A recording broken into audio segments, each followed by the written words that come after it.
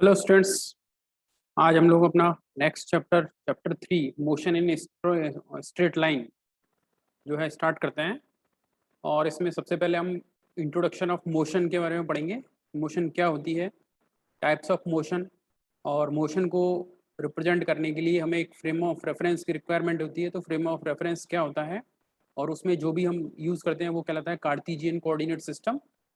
और rectilinear motion जो है स्पेशली इस चैप्टर में डिस्कस की गई है। तो रेक्टिलिनियर मोशन से क्या मीनिंग है हमारा, देन मोशन से रिलेटेड कुछ जो कह सकते हैं कि फिजिकल क्वांटिटीज़ हैं या वेरिएबल्स हैं किसी पार्टिकल के लिए, वो हम डिस्कस करेंगे, like position, path length, displacement, average speed, average velocity etcetera. तो स्टार्ट करते हैं।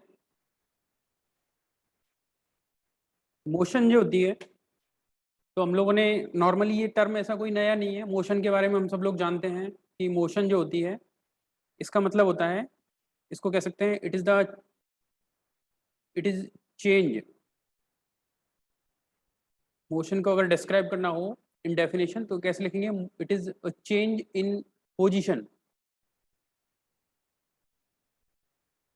Change in position with time. यानी कि किसी सिस्टम, किसी पार्टिकल की पोजीशन अगर टाइम के साथ में चेंज होती है तो हम कहेंगे कि that particle is in motion, otherwise that particle will be in rest, है ना। तो दूसरी टर्म क्या होती है, एक होती है रेस्ट। मतलब रेस्ट का मतलब क्या होता है, अगर रेस्ट में बोलें तो रेस्ट में क्या होगा, तो position will not change with time. इसमें ऐसा लिख सकते हैं, तो position of particle, position of particle और system will not change with time. अगर कोई पार्टिकल रेस्ट में है तो उसकी पोजीशन जो है टाइम के साथ चेंज नहीं होगी। इसको डेफिनेशन के रूप में ऐसा लिख सकते हैं। तो रेस्ट में अगर कोई पार्टिकल है या मोशन कोई पार्टिकल कर रहा है तो उनका मीनिंग क्या है, तो हमारा जो मतलब होता है, जो हमारा मीनिंग होता है मोशन से या रेस्ट से, तो हम क्या देखते हैं, उसकी पोजीशन को देखते हैं। अगर पोजीशन टाइम के साथ चेंज होगा तो कहलाएगा मोशन में, अगर पोजीशन टाइम के साथ में चेंज नहीं होता है तो वो क्या कहलाएगा, रेस्ट में कहलाएगा। ठीक है, पहली चीज़ तो ये क्लियर हो जानी चाहिए। अब मोशन के बहुत सारे एग्जाम्पल्स हैं हमारे पास में। जैसे हम लोग चलते हैं तो वॉकिंग करते हैं हम लोग, वॉकिंग ऑफ ए मैन, और फ्लाइंग ऑफ बर्ड्स, है ना, या मूविंग ऑफ व्हीकल्स, या फ्लाइंग एरोप्लेन, या अगर कह सकते हैं कि इवन यूँ मान लीजिए कि जो विंड फ्लो हो रही है, पानी अगर कोई फ्लो हो रहा है तो वो भी मोशन में है। पानी अगर बह रहा है तो हम कहेंगे कि वाटर इज इन मोशन, है ना। तो ऐसे जहाँ कहीं भी किसी भी ऐसा सजीव या निर्जीव से मतलब नहीं है हमारा, कोई भी सिस्टम हो, कोई भी पार्टिकल हो, अगर उसकी पोजीशन टाइम के साथ में चेंज हो रही है तो दैट मीन्स वो हम कहेंगे कि वो मोशन में है। ठीक है, अब दूसरा हमारा मुद्दा ये होता है कि मोशन को रिप्रेजेंट कैसे किया जाए। अब वैसे देखा जाए तो मोशन जो है वैसे तो तीन तरह की होती है, अगर आप आगे चल के पढ़ेंगे तो मोशन को जो है तीन तरीके से डिवाइड किया गया है, या तीन कैटेगरी में डिवाइड किया गया है।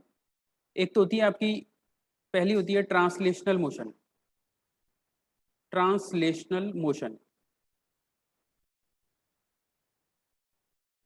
Translational motion. दूसरी होती है एक आपकी, इसको हम बोलते हैं रोटेशनल मोशन।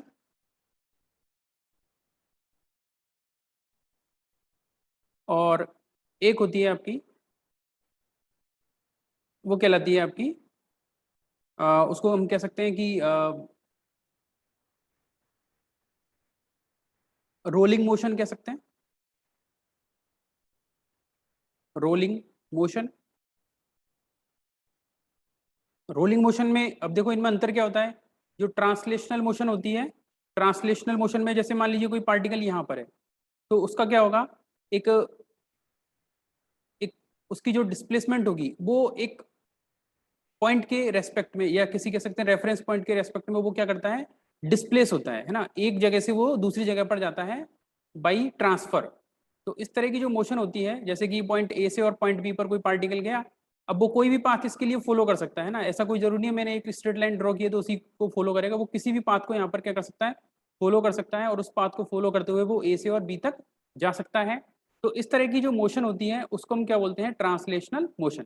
दूसरी होती है एक रोटेशनल मोशन। रोटेशनल मोशन में जैसे अपना फैन होता है, फैन जो है वो रोटेट हो रहा है अपनी एक एक्सिस के अबाउट, या अर्थ जो है वो सन के अबाउट क्या होती है, रोटेशन करती है, और अर्थ जो है अपनी एक्सिस के अबाउट क्या है, स्पिन भी करती है। तो वो सब कौन सी कैटेगरी में आते हैं, रोटेशनल मोशन में आते हैं, जिसमें किसी एक एक्सिस के अबाउट कोई पार्टिकल क्या करता है, रोटेशनल मोशन करता है या रिवॉल्यूशन करता है विद ए फिक्स्ड और वेरिएबल एंगुलर स्पीड, तो वो कहलाती है रोटेशनल मोशन। और ट्रांसलेशनल और रोटेशनल मोशन का जो कॉम्बिनेशन है वो क्या कहलाता है, रोलिंग मोशन। तो रोलिंग मोशन को आप ऐसे लिख सकते हैं, it is the combination of translational motion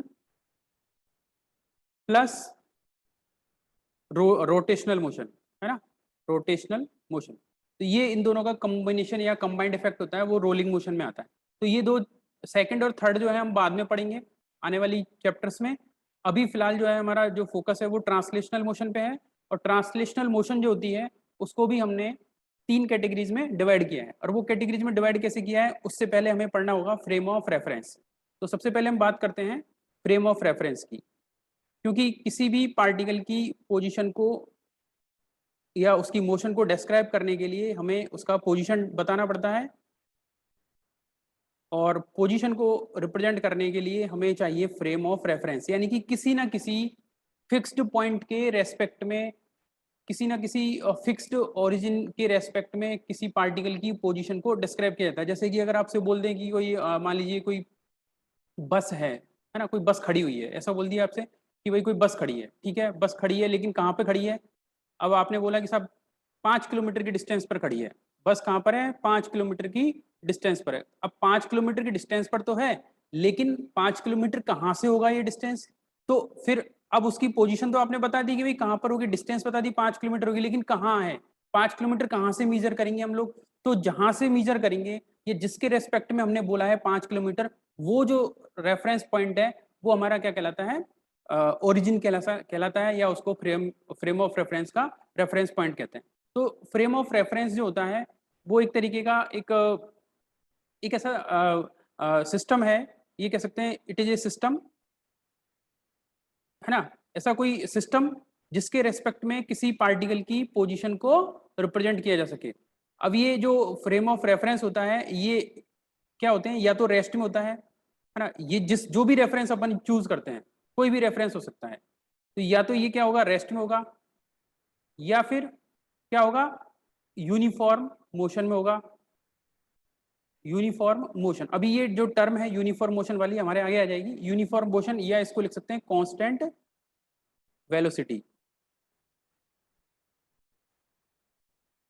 तो हालांकि ये टर्म आपने 9th-10th में कुछ ना कुछ थोड़ा बहुत पढ़ा हुआ है, रेस्ट में uniform motion, constant velocity, acceleration वगैरह। तो फ्रेम ऑफ रेफरेंस जो होता है उसको फ्रेम ऑफ रेफरेंस कौन सा चूज करते हैं हम लोग नॉर्मली, जो कि या तो रेस्ट में हो, या कोई यूनिफॉर्म मोशन में है, या कांस्टेंट वेलोसिटी से वो मूव हो रहा है। तो ऐसा कोई सिस्टम जिसको हम रेफरेंस के रूप में या फ्रेम ऑफ रेफरेंस के रूप में चूज कर सकते हैं। जैसे कि अगर हम इस बस का पोजीशन बता रहे हैं तो हम कहाँ से बता सकते हैं, किसी बस स्टॉप से बता सकते हैं। मान लीजिए कोई बस स्टॉप है और उस बस स्टॉप से ये जो बस है ये 5 किलोमीटर की डिस्टेंस पर है, तो ये बस स्टॉप हमारे लिए क्या बन जाएगा, फ्रेम ऑफ रेफरेंस बन जाएगा।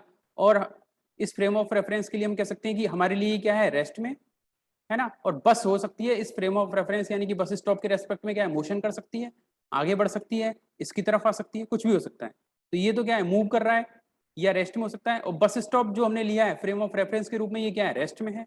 तो इस तरीके से हम किसी भी सिस्टम को फ्रेम ऑफ रेफरेंस के रूप में चूज कर सकते हैं। तो नॉर्मली जब हम किसी फ्रेम ऑफ रेफरेंस का सिलेक्शन करते हैं तो फ्रेम ऑफ रेफरेंस को रिप्रेजेंट करने के लिए हम क्या करते हैं, नॉर्मली जो हम फ्रेम ऑफ रेफरेंस यूज करते हैं वो होता है Cartesian coordinate system. Cartesian coordinate system, अब क्या होता है कार्टेशियन कोऑर्डिनेट सिस्टम, देखो फ्रेम ऑफ रेफरेंस में हमें क्या चाहिए, एक तो कोई रेफरेंस पॉइंट चाहिए प्लस एक क्लॉक चाहिए। तो इसके लिए हमें एक क्लॉक भी उसके साथ में रखनी पड़ती है टाइम को मेजर करने के लिए, क्योंकि टाइम के रेस्पेक्ट में ही पता चलेगा कि वो मोशन कर रहा है या नहीं कर रहा है। तो हमारे लिए जो यूजेबल है, जो हम यूज करते हैं, वो है फ्रेम ऑफ रेफरेंस में कार्टेशियन कोऑर्डिनेट सिस्टम। और इसमें क्या होता है कार्टेशियन कोऑर्डिनेट सिस्टम में कि 3 एक्सिस होती है। कैसी? 3 ऑर्थोगोनल या कह सकते हैं 3 म्यूचुअली परपेंडिकुलर एक्सिस होती हैं। उनको हमने नाम दिया हुआ है X axis, Y axis and Z axis. तो कौन कौन सी एक्सिस हो गई? एक्स एक्सिस, दूसरी हो जाएगी वाई एक्सिस, और तीसरी हो जाएगी आपकी जेड एक्सिस। तो ये 3 जो एक्सिस हैं ये कैसी हैं? म्यूचुअली परपेंडिकुलर है। म्यूचुअली परपेंडिकुलर का मतलब है कि भाई एक्स और वाई के बीच में जो एंगल है वो कितना है? 90 डिग्री का है। ठीक है। इसी तरीके से वाई और जेड के बीच में जो एंगल है वो कितना है? 90 डिग्री का है। और जेड और एक्स के बीच में जो एंगल है वो भी कितना है? 90 डिग्री का है। तो इसका मतलब है कि तीनों एक्सिस क्या है? एक दूसरे के परपेंडिकुलर हैं। और तीनों एक्सिस जो हैं आप देख सकते हैं कि इसमें किसी एक पॉइंट पर आकर क्या हो रही है? इंटरसेक्ट हो रही है। तो जिस पॉइंट पे आके ये इंटरसेक्ट होती हैं वो क्या कहलाता है? ओरिजिन। ठीक है। तो जिस पॉइंट पे ये तीनों एक्सिस आके इंटरसेक्ट होती हैं तो वो पॉइंट क्या कहलाता है? हमारा ओरिजिन। और उसको नॉर्मली हम ओ से रिप्रेजेंट करते हैं। तो ओ क्या रिप्रेजेंट कर रहा है यहाँ पर? ओरिजिन को। तो ऐसा कोई फ्रेम ऑफ रेफरेंस हम चूज करते हैं वो क्या कहलाता है? कार्टेशियन कोऑर्डिनेट सिस्टम, जिसमें 3 म्यूचुअली परपेंडिकुलर एक्सिस होती हैं और एक ओरिजिन होता है। ओरिजिन क्या होता है? तीनों एक्सिस का इंटरसेक्शन पॉइंट होता है। जो ऑब्जर्वर होता है वो इस ओरिजिन पे बैठता है विद ए क्लॉक। और कोई पार्टिकल जो होता है उसकी पोजीशन को हम इस ओरिजिन के रेस्पेक्ट में रिप्रेजेंट करते हैं बाई सम कोऑर्डिनेट्स। और वो कोऑर्डिनेट जो होते हैं उनको हम एक्स वाई जेड से रिप्रेजेंट करते हैं। तो किसी पार्टिकल की जो पोजीशन है उसको हम इन कोऑर्डिनेट से एक्स वाई जेड से रिप्रेजेंट करेंगे। किसके रेस्पेक्ट में रिप्रेजेंट करेंगे? ओरिजिन ओ के रेस्पेक्ट में उसकी पोजीशन को रिप्रेजेंट किया जाएगा। ठीक है। तो ये किसी भी पार्टिकल की पोजीशन को रिप्रेजेंट करने के लिए हमें हेल्प कौन करता है? कार्टेशियन कोऑर्डिनेट सिस्टम में 3 कोऑर्डिनेट होते हैं। कौन कौन से? एक तो जाएगा आपका एक्स कोऑर्डिनेट। अब एक्स कोऑर्डिनेट क्या हो जाएगा उसका? नॉर्मली जो एक्स कोऑर्डिनेट होता है ये हमें बताता है कि जो पार्टिकल पी है उसकी जो डिस्टेंस है वो एक्स एक्सिस के अलोंग कितना है। तो ये एक्स कोऑर्डिनेट क्या बताता है? ये बताएगा डिस्टेंस अलोंग एक्स एक्सिस। ठीक है। इसी तरीके से हमारे पास में क्या है? वाई कोऑर्डिनेट है। वाई कोऑर्डिनेट क्या रिप्रेजेंट करेगा? Distance along Y axis. और जेड कोऑर्डिनेट जो है वो क्या रिप्रेजेंट करेगा? ये रिप्रेजेंट करेगा डिस्टेंस अलोंग जेड एक्सिस। तो इस तरीके से 3 कोऑर्डिनेट होते हैं एक्स वाई एंड जेड। तो ये कहलाता है कार्टेशियन कोऑर्डिनेट सिस्टम। तो आप ध्यान रखेंगे हम लोग इसी कार्टेशियन कोऑर्डिनेट सिस्टम का यहाँ पर यूज करते हैं। और भी फ्रेमवर्क ऑफ रेफरेंस के रूप में हमारे पास में और भी कोऑर्डिनेट सिस्टम होता है लाइक पोलर और सिलेंड्रिकल कोऑर्डिनेट सिस्टम, लेकिन वो आप हायर क्लासेज में पढ़ते हैं। ठीक है। कोऑर्डिनेट सिस्टम हो गया। तो अब इस कोऑर्डिनेट सिस्टम के बेसिस पे जो मोशन होती है उसको हमने 3 कैटेगरी में या 3 टाइप्स में डिवाइड किया है। तो कह सकते हैं टाइप्स ऑफ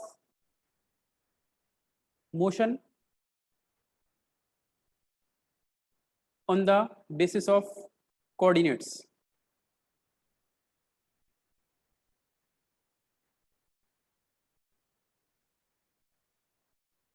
कैसे डिफाइन कर सकते हैं कोऑर्डिनेट्स के बेसिस में?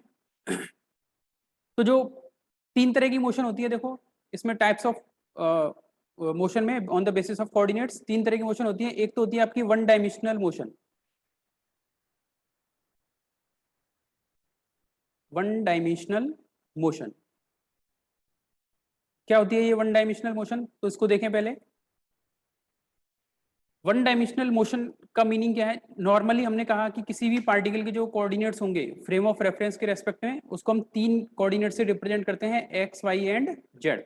तो वन डायमेंशनल मोशन का मतलब है कि अगर पार्टिकल किसी स्ट्रेट लाइन के अलोंग मोशन करता है या किसी एक एक्सिस के अलोंग मोशन करता है।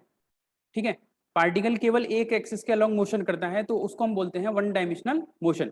जैसे कि कोई पार्टिकल जो है वो एक्स एक्सिस के अलोंग मोशन कर सकता है, एक्स एक्सिस के अलोंग मोशन करेगा, या वो पार्टिकल वाई एक्सिस के अलोंग मोशन कर सकता है, या कोई पार्टिकल जेड एक्सिस के अलोंग मोशन करता है। तो अगर वो पार्टिकल किसी एक एक्सिस के अलोंग मोशन करता है तो उसको हम क्या बोलते हैं? One dimensional motion. तो इसको वन डायमेंशनल मोशन को क्या लिख सकते हैं? मोशन। इसको लिख सकते हैं मोशन अलोंग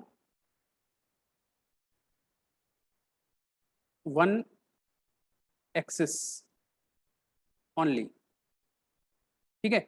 और अगर पार्टिकल किसी एक एक्सिस के अलॉन्ग मोशन करेगा तो इन तीन में से उसका केवल एक ही कोऑर्डिनेट टाइम के साथ में चेंज होगा, क्योंकि हमने बताया कि ये कोऑर्डिनेट्स क्या होते हैं, उस एक्सिस के अलॉन्ग उस पार्टिकल की डिस्टेंस को रिप्रेजेंट करते हैं। तो अगर पार्टिकल एक्स एक्सिस के मान लीजिए अलॉन्ग मोशन करेगा तो उसका कौन सा कोऑर्डिनेट चेंज होगा, एक्स कोऑर्डिनेट चेंज होगा। अगर वो वाई एक्सिस के अलॉन्ग मोशन करेगा तो केवल उसका वाई कोऑर्डिनेट चेंज होगा। अगर वो जेड एक्सिस के अलॉन्ग मोशन करेगा तो केवल उसका जेड कोऑर्डिनेट चेंज होगा। तो जब पार्टिकल वन डायमेंशनल मोशन में होता है तो उसका केवल एक कोऑर्डिनेट टाइम के साथ में चेंज होता है। तो वन डायमेंशनल मोशन को हम ऐसे भी डिफाइन कर सकते हैं कि केवल क्या होता है, ओनली वन कोऑर्डिनेट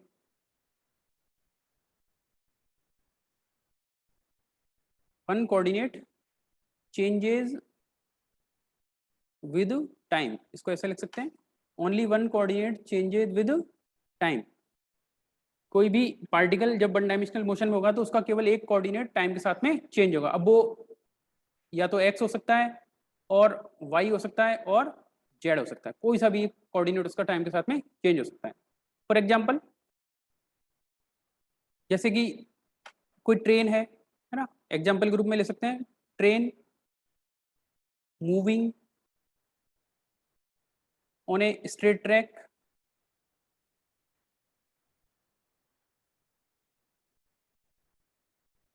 या कोई बस और car moving on a straight road, है ना। ऐसा कोई एग्जांपल हो सकता है। या और एग्जांपल के रूप में ऐसा ले सकते हैं हम, जैसे कोई इंसेक्ट है, कोई है ना इंसेक्ट, कोई इंसेक्ट या कोई चींटी, है ना, कोई ant moving on a straight wire.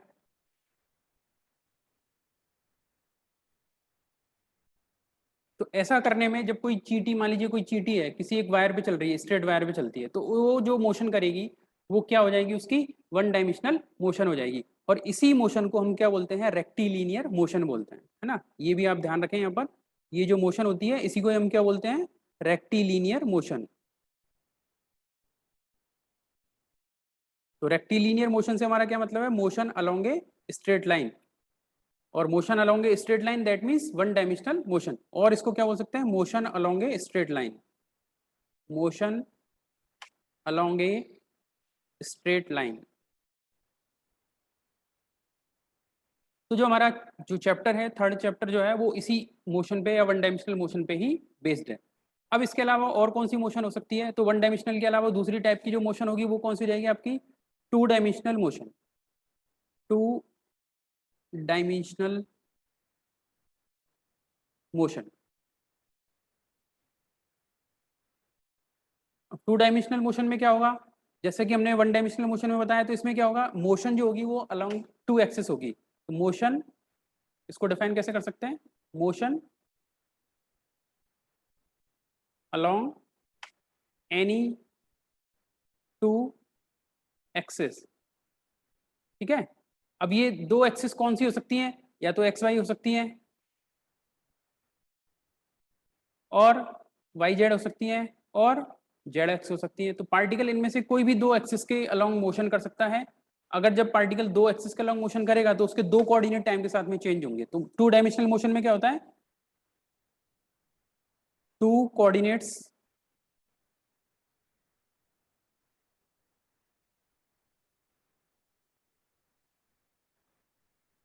change with time. In two dimensional motion the two coordinates of particle change with time.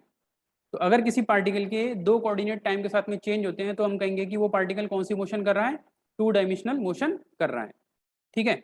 Example के रूप में जैसे कि हम लोग वॉकिंग करते हैं पार्क में फ्लैट सरफेस पे, तो वो क्या हो जाएगा, तो ऐसा कर सकते हैं motion on A flat surface.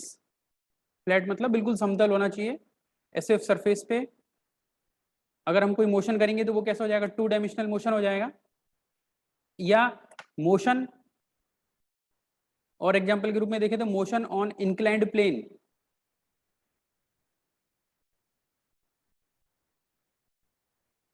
तो ये जो मोशन होती है motion on inclined plane, inclined plane में क्या होता है, ये ऐसा इंक्लाइंड प्लेन होता है और इसमें जब कोई पार्टिकल मोशन करता है, जैसे कि ये कोई पार्टिकल मान लीजिए ऊपर जा रहा है ना, या ऊपर से नीचे आ रहा है, तो ये जो मोशन होगी पार्टिकल की वो कैसी हो जाएगी, 2 डायमेंशनल मोशन हो जाएगी। ठीक है, इसके अलावा जो थर्ड टाइप की जो मोशन होती है वो कहलाती है आपकी 3 डायमेंशनल मोशन। इन जनरल जो होती है वो कौन सी होती है आपकी, 3 डायमेंशनल मोशन।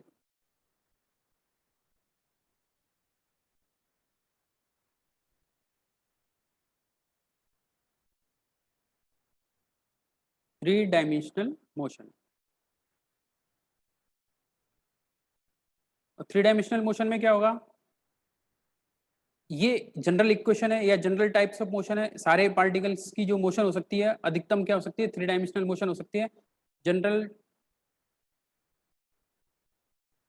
टाइप मोशन यानी कि जो पार्टिकल्स या जो सिस्टम्स होते हैं वो नॉर्मली 3 डायमेंशनल मोशन में होते हैं। तो ये स्पेसिफिक केस होते हैं 1 डायमेंशनल और 2 dimensional.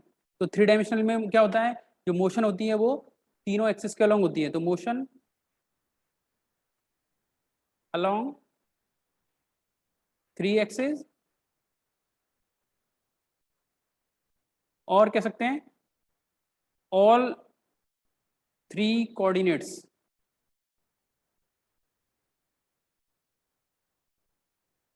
all 3 coordinates change with time. In this type of motion particle के तीनों कोऑर्डिनेट यानी कि एक्स वाई जेड तीनों ही क्या करते हैं, टाइम के साथ में चेंज होते हैं। तो इस तरह की मोशन को हम क्या बोलते हैं, 3 डायमेंशनल मोशन। एग्जाम्पल के रूप में देखें तो जैसे कि कोई काइट है, काइट अगर आसमान में उड़ रही है ना, पतंग उड़ाते हैं अपन लोग, तो मोशन ऑफ काइट, तो ये जो मोशन है ये कैसी हो जाती है, 3 डायमेंशनल मोशन हो जाती है ना। या मोशन ऑफ बटरफ्लाई है ना, तितली होती है।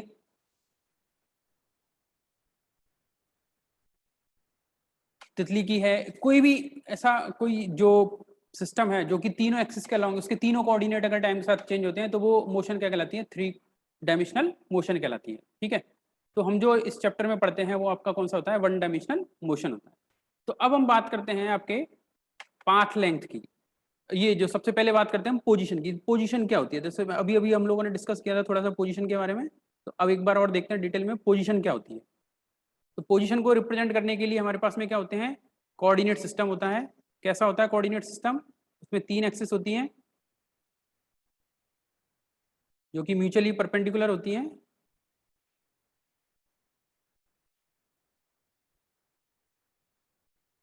कौन कौन सी एक्सिस होती है, एक्स वाई एंड जेड, और इनका ओरिजिन, इनका जो इंटरसेक्शन पॉइंट है ओरिजिन ओ कहलाता है। और इसके रेस्पेक्ट में किसी पार्टिकल की जो पोजीशन होती है उसको हम किससे रिप्रेजेंट करते हैं, 3 कोऑर्डिनेट से, एक्स वाई और जेड।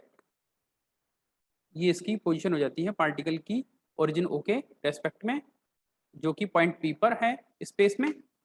तो ये जो प्रेजेंटेशन है हमारा, ये कोऑर्डिनेट्स के रूप में जब किसी पार्टिकल की पोजीशन को या पार्टिकल की स्थिति को रिप्रेजेंट करते हैं रेफरेंस ओ के रेस्पेक्ट में, तो वो क्या कहलाता है, हमारा पोजीशन। तो पोजीशन को हम हमेशा किससे रिप्रेजेंट करते हैं, कोऑर्डिनेट से। पोजीशंस को रिप्रेजेंट करने के लिए किससे रिप्रेजेंट किसका यूज करते हैं, कोऑर्डिनेट्स का।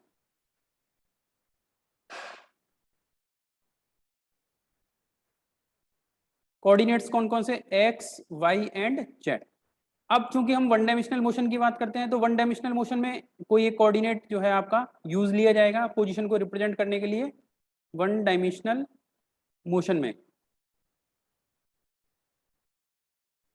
1 डायमेंशनल मोशन में जैसे कि मान लेते हैं एग्जांपल के रूप में कि जो पार्टिकल है वो एक्स एक्सिस के अलोंग क्या कर रहा है, मोशन कर रहा है। अब एक्स एक्सिस के अलोंग जब मोशन करेगा पार्टिकल, तो उसके लिए ग्राफ या उसके लिए जो एक्सिस है वो हम कैसी बना सकते हैं, ये हमने कोई एक्स एक्सिस बना दी उस पार्टिकल के लिए। और इसमें एक ओरिजिन आपको फिर भी लेना पड़ेगा, तो ओरिजिन मान लीजिए यहाँ पर है ना, ये हो जाएगा इसका ओरिजिन ओ। तो ओरिजिन के राइट साइड में जो डायरेक्शन है उसको हम लिखते हैं प्लस एक्स, और ओरिजिन के लेफ्ट में जो डायरेक्शन जा रही है उसको हम लिखते हैं माइनस एक्स। ठीक है, इधर तो एक्स जो है पॉजिटिवली बढ़ेगा यानी कि डिस्टेंस पॉजिटिवली बढ़ेगी, और इधर जो है वो नेगेटिव साइड हो जाएगी उसकी, तो यहाँ पे कोई पार्टिकल की जो पोजीशन होगी उसको हम केवल एक्स कोऑर्डिनेट से रिप्रेजेंट करेंगे। तो मान लीजिए पार्टिकल किसी टाइम पर यहाँ पर है तो उसका केवल एक ही कोऑर्डिनेट होगा एक्स। तो पार्टिकल की पोजीशन के लिए कोई एक्स कोऑर्डिनेट रिप्रेजेंट किया जाएगा। जैसे कि मान लीजिए डिस्टेंस जो है सपोज करें कि 50 मीटर है ना, इसको मान लेते हैं 50 मीटर। तो पार्टिकल की पोजीशन क्या हो जाएगी, पार्टिकल की पोजीशन हो जाएगी एट पी। पी पर पोजीशन क्या है तो एक्स पी लिख सकते हैं उसको। तो एक्स पी कितना हो जाएगा आपका 50 मीटर। ठीक है, सपोज करें पार्टिकल कहीं यहाँ पर है, दूसरी तरफ है, ऐसा मान लेते हैं कि पार्टिकल कहीं यहाँ पर है, नेगेटिव साइड में है। तो यहाँ पर मान लीजिए किसी पॉइंट क्यू पर है और ये मान लीजिए आपका -100 -70 मीटर है। तो पार्टिकल की पोजीशन हो जाएगी एक्स क्यू। अब एक्स क्यू को कैसे लिखेंगे हम यहाँ पर, ये हो जाएगा -70 मीटर। तो जो हमारा रेफरेंस पॉइंट है उस रेफरेंस पॉइंट से +50 मीटर अगर है तो कहाँ पर जाएंगे, पी पर जाएंगे। और अगर हमने लिखा है -70 मीटर तो हम कहाँ पर जाएंगे, लेफ्ट साइड में जाएंगे, यानी कि क्यू पॉइंट पर पहुंच जाएंगे। तो प्लस माइनस साइन हमें यहाँ पर यूज करना पड़ेगा क्योंकि हम यहाँ पर वन डायमेंशनल मोशन की बात कर रहे हैं। नॉर्मली जो पोजीशन होती है उसको हम वेक्टर के रूप में रिप्रेजेंट करते हैं। तो वेक्टर वाली जो चीज हम आगे की क्लास में आगे वाले आने वाले चैप्टर में पढ़ेंगे। तो फिलहाल यहाँ पर पोजीशन जो है या जो डायरेक्शन है उसके लिए हमने दो सिंबल यूज किए हैं, प्लस और माइनस। प्लस सिंबल जो ओरिजिन है उसके राइट साइड की जो डायरेक्शन है उसको पॉजिटिव साइन से रिप्रेजेंट किया है और जो लेफ्ट साइड वाली डायरेक्शन है उसको नेगेटिव साइन से रिप्रेजेंट किया है। तो उसी के अकॉर्डिंग आपके कोऑर्डिनेट्स लिखे जाते हैं प्लस और माइनस साइन के साथ में। ठीक है, तो पोजीशन को रिप्रेजेंट करने का ये तरीका आपको समझ में आ गया। अगर वन डायमेंशनल मोशन हो रहा है तो उसका कोऑर्डिनेट या तो एक्स रहेगा या वाई रहेगा या जेड रहेगा, जैसा कि इस एग्जांपल में हमने उसको एक्स एक्सिस के अलोंग रिप्रेजेंट किया है। दूसरा क्या हो सकता है, पोजीशन के बाद में क्या हो जाएगा उसका मोशन अगर होता है, अगर पार्टिकल मोशन करता है तो मोशन में क्या होगा उसका एक्स कोऑर्डिनेट टाइम के साथ में क्या चेंज होगा, एक्स कोऑर्डिनेट। यानी कि पार्टिकल पहले 50 मीटर पे था, फिर 60 मीटर पे हो सकता है, फिर 70 पे हो सकता है, या 50 से 40 30 कुछ भी उसकी पोजीशन टाइम के साथ में चेंज हो सकती है। तो उसका एक्स कोऑर्डिनेट टाइम के साथ में चेंज हो जाएगा। दैट मीन्स वो पार्टिकल जो है वो वन डायमेंशनल मोशन में है। ठीक है, तो अब बात करते हैं हम किसकी, पाथ लेंथ की।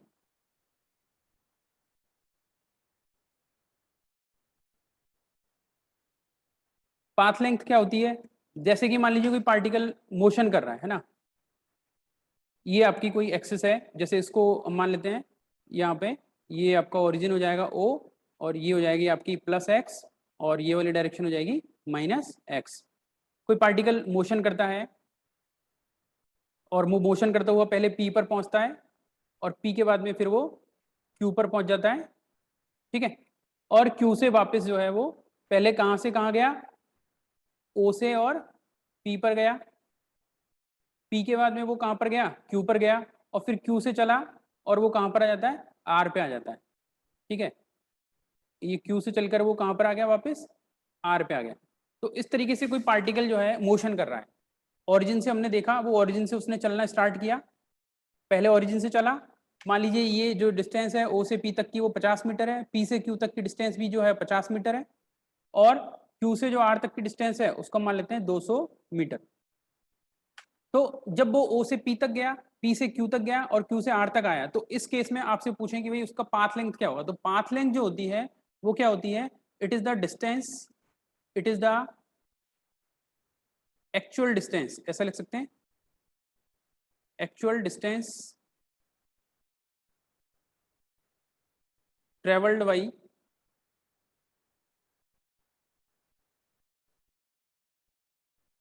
The particle.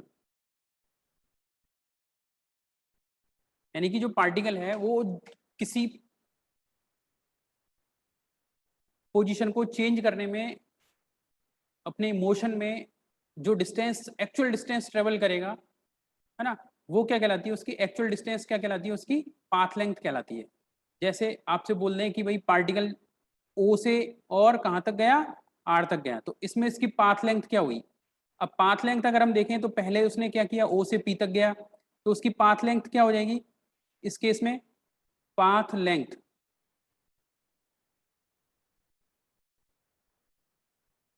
पाथ लेंथ क्या हो जाएगी, पाथ लेंथ इक्वल टू लिख सकते हैं, देखो O से P तक की डिस्टेंस प्लस P से Q तक की डिस्टेंस प्लस Q से और R तक की डिस्टेंस। यानी कि उसने तीनों डिस्टेंस ट्रेवल किया, एक्चुअली वो उस पाथ को उसने ट्रेवल किया है ना। तो ये टोटल डिस्टेंस कितनी हो जाएगी उसकी, 50 metre plus 50 metre plus 200 metre, total कितना हो जाएगा ये 300 मीटर। तो उसकी पाथ लेंथ कितनी हो गई 300 metre.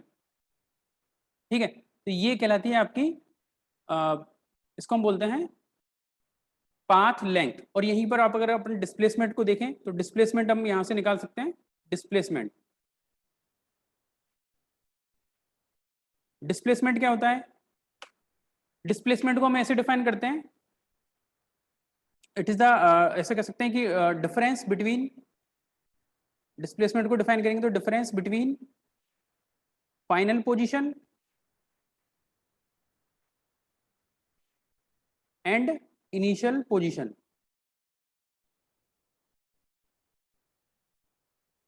Difference between final position and initial position. तो वन डायमेंशनल मोशन में जो डिस्प्लेसमेंट है उसको हम किससे रिप्रेजेंट कर सकते हैं? डेल्टा एक्स से। तो डिस्प्लेसमेंट हो जाएगा आपका delta X equals to final position जो होती है उसको एक्स एफ से या एक्स टू से लिख सकते हैं, और जो इनिशियल पोजीशन होती है उसको एक्स आई से लिख सकते हैं ना, X F minus X I, और इसको X two minus X one से भी लिखते हैं। तो ये आपका ये फॉर्मूला बन जाता है एक तरीके से डिस्प्लेसमेंट का। और ये डिस्प्लेसमेंट जो होता है ये एक वेक्टर क्वांटिटी होती है ना। वेक्टर क्या होता है हम आगे पढ़ेंगे, वेक्टर क्वांटिटी होती है, और इसकी जो एसआई यूनिट होती है वो क्या होती है? मीटर। ये मीटर क्या है इसकी? एसआई यूनिट, क्योंकि ये एक तरह की क्या है? डिस्टेंस है। तो इसी एग्जांपल में अगर हम देखें तो इसकी डिस्प्लेसमेंट क्या होगा? तो डिस्प्लेसमेंट के लिए आप देखोगे इस एग्जांपल में तो पहले वो O से P तक गया, P से Q तक गया, और Q के बाद में वो कहां पर आया? R पर आया। तो उसकी इनिशियल पोजीशन कौन सी है? O। ये O क्या है? उसकी इनिशियल पोजीशन, और R क्या है? उसकी फाइनल पोजीशन। ठीक है, अब O और R के बीच की जो डिस्टेंस है फाइनली वो क्या कहलाएगी? डिस्प्लेसमेंट। तो मान लीजिए ये डिस्टेंस आपकी कितनी है? 100। O और R के बीच की डिस्टेंस कितनी है? 100 मीटर, लेकिन ये कौन सी डायरेक्शन में है? माइनस एक्स में है। ठीक है, तो आपका डिस्प्लेसमेंट यहाँ पर कितना हो जाएगा? Delta X equal to -100 metre. अब इसको एक और एग्जांपल से समझ सकते हैं हम लोग। जैसे कि मान लीजिए हमारे पास में कोई पार्टिकल है जो कि ओरिजिन के रेस्पेक्ट में, जैसे अभी मैंने जो एग्जांपल लिया उसी को मैं कोऑर्डिनेट के रूप में समझा देता हूं आपको। तो P ये हो जाएगा Q, और ये हो जाएगा आपका R, और इनके कोऑर्डिनेट्स जो हैं उसको आप रिप्रेजेंट कर सकते हैं +50 +100, और ये हो जाएगा -100। ठीक है, और ये हो जाएगा आपका +x की डायरेक्शन, और ये वाला हो जाएगा -x की डायरेक्शन। तो अगर हम अपने उसी एग्जांपल में कौन सा डिस्प्लेसमेंट, डिस्प्लेसमेंट कहां से कहां तक? From O to P, P to Q and Q to R। तो डिस्प्लेसमेंट क्या हो जाएगा उस केस में? तो डिस्प्लेसमेंट हो जाएगा आपका कौन सा? Delta x. डेल्टा एक्स मतलब, डेल्टा एक्स मतलब एक्स एफ माइनस एक्स आई। अब देखो यहाँ पर एक्स एफ फाइनल पोजीशन कौन सी है? तो फाइनल पोजीशन मैंने बताया कहां पर होती है? आर पर होती है। और फाइनल पोजीशन कितना है? ये कितना है? मीटर में। इसको ऐसे लिख सकते हैं इन मीटर, और इधर भी लिख सकते हैं इन मीटर, है ना। तो डिस्टेंस किसमें मेजर की जा रही है? पोजीशन मीटर में। तो फाइनल पोजीशन कितना है? -100 मीटर। क्लियर। और इनिशियल पोजीशन कहां पर थी? उसकी ओरिजिन पर। तो माइनस क्या हो जाएगा? 0। तो टोटल डिस्प्लेसमेंट कितना हो जाएगा? -100 मीटर। डेल्टा एक्स कहां से कहां तक? फ्रॉम O टू R बाया, ऐसा इसको ऐसे भी लिख सकते हैं, कहां से कहां तक है ये? O से पहले गया P पर, देन P से Q पर, और देन Q से फिर कहां पर गया? R पर। उस केस में ये क्या है? डिस्प्लेसमेंट है। तो एक और एग्जांपल लें यहाँ पर। जैसे कि आपको बोल दिया कि भाई इनिशियल पोजीशन जो है उसकी कहां पर है? Q पर है, और Q से वो कहां पर जाता है? R पर जाता है। तो Q से R तक जाने में उसका डिस्प्लेसमेंट क्या हो जाएगा? केवल कहां से? Q से और R तक। तो डेल्टा एक्स इक्वल्स टू क्या हो जाएगा? फिर से वही बात करेंगे, x2 माइनस x1। अब वो फाइनल पोजीशन कौन सी है उसकी? R, और इनिशियल पोजीशन कहां पर है? Q। तो फाइनल पोजीशन का कोऑर्डिनेट कितना है? -100 मीटर, है ना। माइनस इनिशियल पोजीशन कहां पर थी? Q पर, उसका पोजीशन कितना है? +100 मीटर। तो ये माइनस तो लगा हुआ ही है, और साथ में क्या लिखेंगे? +100 मीटर। और जब इसको सॉल्व करेंगे तो ये कितना हो जाएगा? -200 मीटर। ठीक है भाई, तो ये हो जाएगा आपका फिर से क्या? डिस्प्लेसमेंट। तो ऐसे हम और भी एग्जांपल लेके और इस डिस्प्लेसमेंट को कैलकुलेट कर सकते हैं। तो डिस्प्लेसमेंट को आप हमेशा याद रखें, डिस्प्लेसमेंट क्या होता है, फाइनल पोजीशन का कोऑर्डिनेट माइनस इनिशियल पोजीशन का कोऑर्डिनेट। क्लियर? इसके बाद में जो और टॉपिक्स हैं उसके बारे में हम नेक्स्ट क्लास में डिस्कस करेंगे।